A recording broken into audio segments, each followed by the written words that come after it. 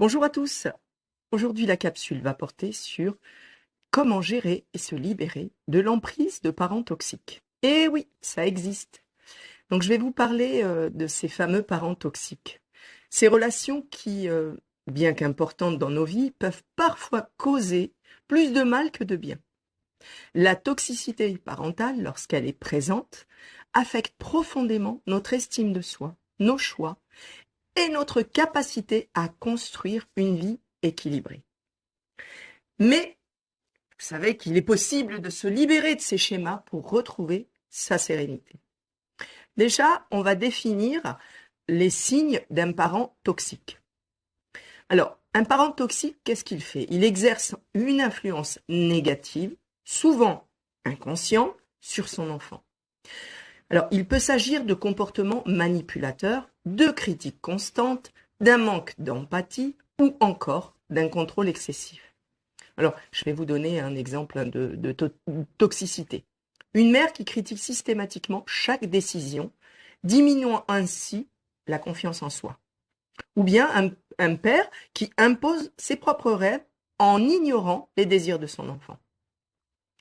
Ces comportements créent les blessures émotionnelles profondes, comme le manque de confiance en soi ou la peur du rejet. Alors, quelques outils pour se libérer. Déjà, première chose, c'est prendre conscience du problème.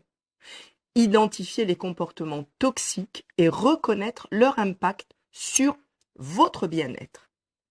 On peut commencer par tenir un journal pour noter les situations où vous vous sentez diminué ou manipulé. Alors aussi, apprendre à mettre des limites claires.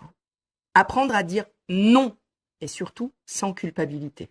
Par exemple, si un parent critique votre vie personnelle, répondez calmement. Je comprends ton avis, mais mes choix m'appartiennent. Ensuite, vous pouvez travailler sur vous-même, se reconnecter à son estime de soi grâce à des outils comme la sophrologie ou l'hypnose.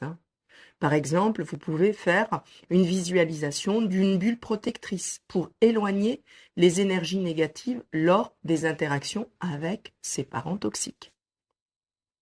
Ce qui est important, c'est de prendre de la distance émotionnelle ou physique. Parfois, réduire le contact peut être nécessaire pour protéger sa santé mentale. Ça peut être de limiter les visites ou les appels à des moments bien précis. Vous pouvez aussi, et je pense que c'est important, chercher un soutien à l'extérieur si vraiment vous n'arrivez pas à vous en sortir. Thérapeute, groupe de soutien ou amis de confiance qui peuvent offrir un espace d'écoute, surtout sans jugement.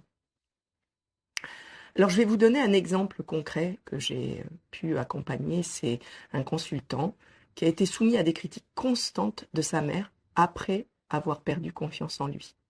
En travaillant ensemble, on a appris à reconnaître les blessures qui étaient liées à son passé et à poser des limites fermes. Aujourd'hui, aisément, il peut lui parler sans se sentir affecté par ses remarques.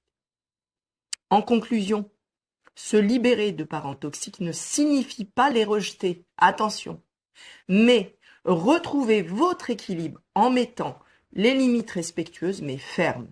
Rappelez-vous que vous méritez des relations qui vous élèvent et non qui vous détruisent.